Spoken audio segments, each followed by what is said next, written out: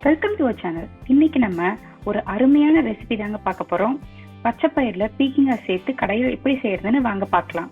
நம்ம channel subscribe பண்ணாதவங்க subscribe பண்ணிக்கோங்க. பக்கத்தில் இருக்க நோட்டிஃபிகேஷன் பெல் ஐக்கான் ப்ரெஸ் பண்ணி அதில் ஆல் அப்படிங்கிற ஆப்ஷன் செலக்ட் பண்ணிக்கோங்க.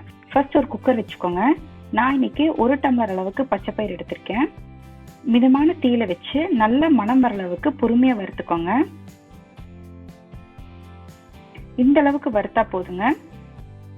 வறுத்த பச்சை பயிரை ஒரு 2 தடவை கழுவிட்டு இந்த அளவுக்கு தண்ணி ஊற்றி வச்சுக்கோங்க.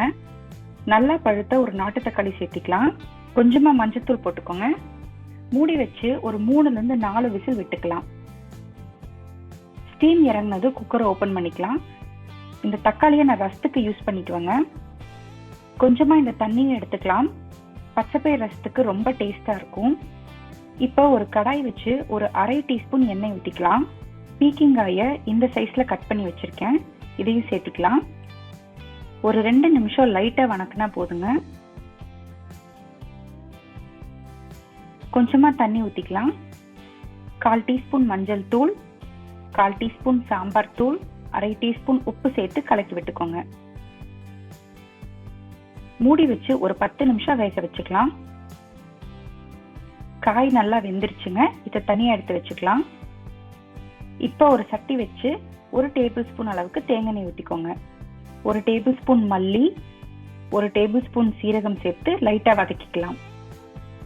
1/2 கப் அளவுக்கு நறுக்கிய சின்ன வெங்காயம், 4 பச்சை மிளகாய், 2 காய்ந்த மிளகாய், கொஞ்சம் கருவேப்பிலை சேர்த்து வதக்கிக்கலாம்.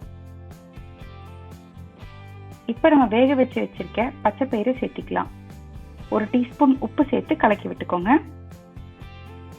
மூடி வச்சு ஒரு 5 நிமிஷம் வேக வச்சுக்கலாம். இப்போ நம்ம அடுப்புலேருந்து இறக்கி பருப்பை கடைஞ்சிக்கலாம். பருப்பை நல்லா கடைஞ்சாச்சுங்க. திருப்பி நம்ம பருப்பை அடுப்பில் வச்சுட்டு அதுக்கப்புறமா வேக வச்ச பீர்க்கங்காயை சேர்த்திக்கலாம்.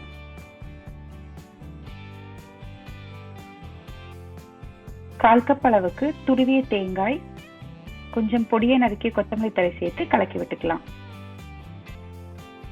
இப்போ இப்படியே ஒரு கடை கடைஞ்சி விட்டுக்கோங்க. அப்பதான் பீர்க்கங்காய் பருப்போட நல்லா சேர்ந்து வரும்.